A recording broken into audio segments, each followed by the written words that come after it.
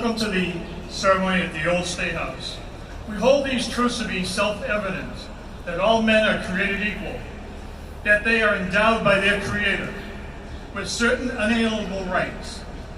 That among these are life, liberty, and the pursuit of happiness.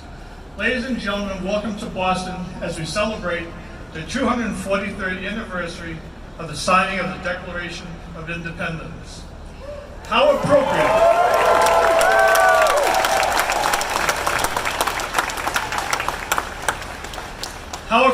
that we are here today, just outside this building, on March 5th, 1770. 5 men were among the first casualties of the Battle of Independence, in what would later be known as the Boston Massacre. From 1771 through 1782, a patriotic oration had been given from this very balcony. On July 18, 1776, the Declaration of Independence was first proclaimed to the citizens of Boston from this very spot. As in revolutionary times, I asked the trumpeter to sound the assembly.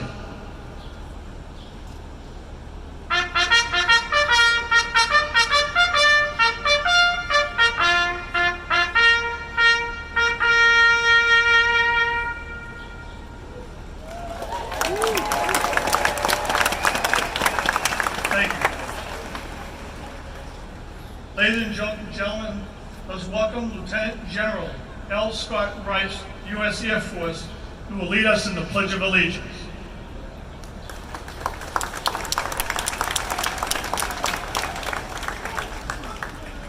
Thank you. Those in uniform, please stand at attention and render a salute. Those of you not in uniform so inclined, please remove your cover and place your hand over your heart and join me in the Pledge of Allegiance. I pledge allegiance to the flag of the United States of America and to the republic for which it stands, one nation, under God, indivisible, with liberty and justice for all. Thank you very much.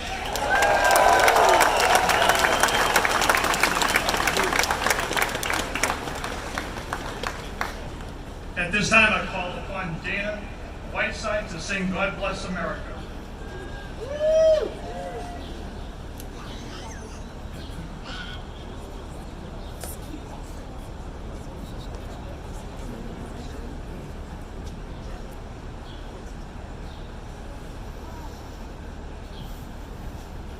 As the storm clouds gather far across the sea, let us swear allegiance to a land that's free. Let us all be grateful for a land so fair, as we raise our voices in a solemn prayer. God bless America, land that I love. Stand beside her and guide her through the night with the light from above. From the mountains to the prairies, to the oceans white with foam. God bless America, my home, sweet home. God bless America, land that I love. Stand beside her and guide her through the night with the light from above.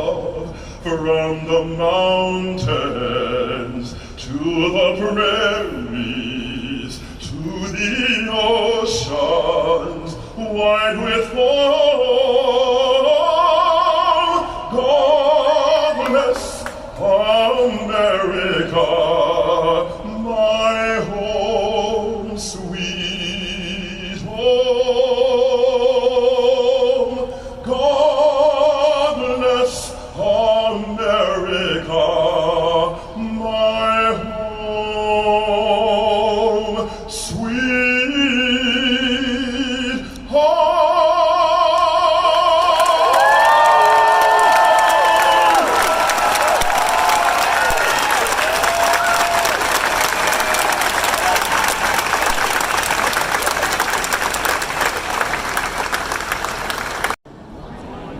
As Captain Commanding of the Ancient and Honorable Artillery Company, it is my great honor to deliver the Declaration of Independence to the people of Boston, as it has been done every year by the captain of this company for 243 years from this very location. The Declaration of Independence in Congress, July 4, 1776. The unanimous declaration of the 13 United States of America. When in the course of human events it becomes necessary for one people to dissolve the political bands which have connected them with another, and to assume among the powers of the earth the separate and equal station to which the laws of nature and of nature's God entitle them. A decent respect to the opinions of mankind requires that they should declare the causes which impel them to the separation. We hold these truths to be self-evident, that all men are created equal, that they are endowed by their Creator with certain inalienable rights, and that among these are life, liberty, and the pursuit of happiness. That to secure these rights, governments are instituted among men, deriving their just powers from the consent of the governed. That whenever any form of government becomes destructive of these ends, it is the right of the people to alter or to abolish it, and to institute new government, laying its foundation on such principles and organizing its powers in such form as to them shall seem most likely to affect their safety and happiness. Prudence indeed will dictate that governments long established should not be changed for light and transient causes, and accordingly all experience hath shown that mankind are more disposed to suffer, while evils are sufferable, than to right themselves by abolishing the forms which they are accustomed. But when a long train of abuses and usurpations, pursuing invariably the same object, evinces a design to reduce them under despotism, it is their duty to throw off such government and to provide new guards for their future security. Such has been the patient sufferance in these colonies, and such is now the necessity which constrains them to alter their former systems of government. The history of the present King of Great Britain is a history of repeated injuries and usurpations, all having a direct object the establishment of an absolute tyranny over these states. To prove this, let the facts be submitted to a candid world. He has refused his assent to laws the most wholesome and necessary for the public good. He has forbidden his governors to pass laws immediate and pressing importance unless suspended in their operation till his assent should be attained. And when so suspended, he is utterly neglected to attend to them. He has refused to pass other laws for accommodation of large districts of people, unless those people would relinquish the right of representation in the legislature, a right inestimable to them and formidable to tyrants only. He has called together legislative bodies in places unusual, uncomfortable, and distant from the depository of their public records, for the sole purpose of fatiguing them into compliance with his measures. He has dissolved representative houses repeatedly for opposing with manly firmness his invasions on the rights of the people. He has refused for a long time, after such dissolutions, to cause others to be elected, whereby the legislative powers incapable of annihilation have returned to the people at large for their exercise, the state remaining in the meantime exposed to all of dangers of invasion from without and convulsions from within. He has endeavored to prevent the population of these states, for that purpose, obstructing the laws of naturalization of foreigners, refusing to pass others to encourage migrations hither, and raising the conditions for new appropriations of land. He has obstructed the administration of justice by refusing his assent to laws for establishing judiciary powers. He has made judges dependent upon his will alone for the tenure of their offices and the amount and payment of their salaries. He has erected a multitude of new offices and sent hither swarms of officers to harass our people and eat out their substance. He has kept among us, in times of peace, standing armies without the consent of our legislatures. He has combined with others to subject us to jurisdiction foreign to our Constitution and unacknowledged by our laws, giving assent to their acts of pretended legislation, for quartering large bodies of armed troops among us, for protecting them by mock jury from punishment by murders which they should commit on the inhabitants of these states, for cutting off trade with all parts of the world, for imposing taxes without our consent, for depriving us, in many cases, of the benefits of trial by jury, for transporting us beyond seas to be tried for pretended offenses, for abolishing the free system of English laws in the neighboring province, establishing therein an arbitrary government, and enlarging its boundaries so as to render it at once an example and fit instrument for introducing the same absolute rule in these colonies, for taking away our charters, abolishing our most valuable laws, and altering fundamentally the forms of our government, for suspending our own legislatures and declaring themselves invested with power to legislate for us in all cases whatsoever. He has abdicated government here by declaring us out of his protection and waging war against us. He has plundered our seas, ravaged our coasts, burnt our towns, and destroyed the lives of our people.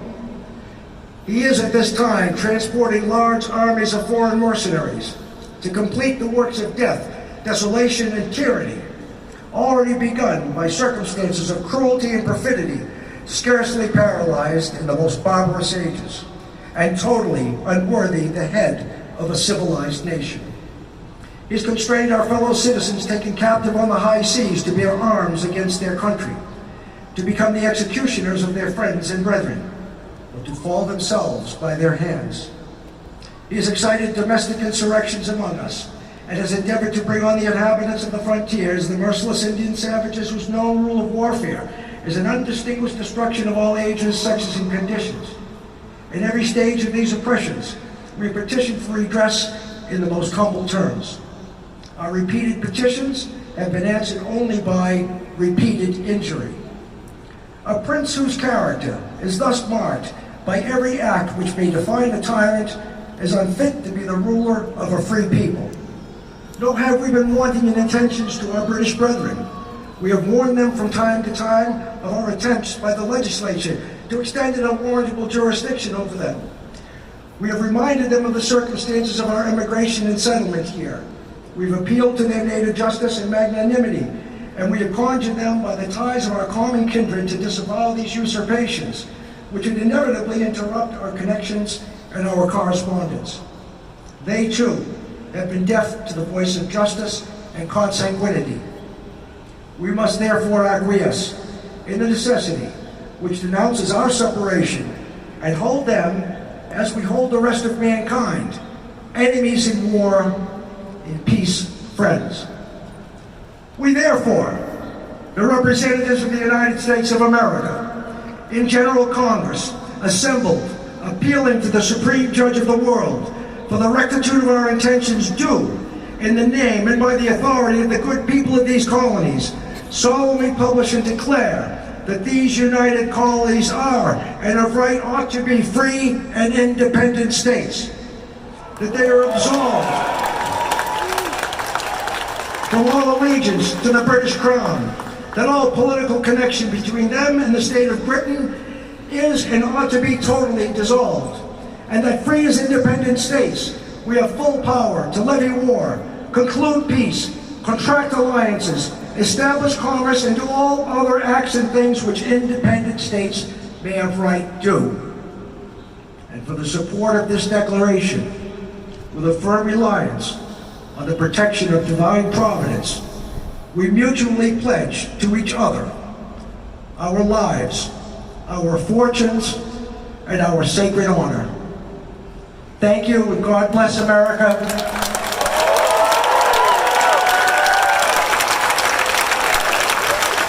Have a safe and happy Independence Day.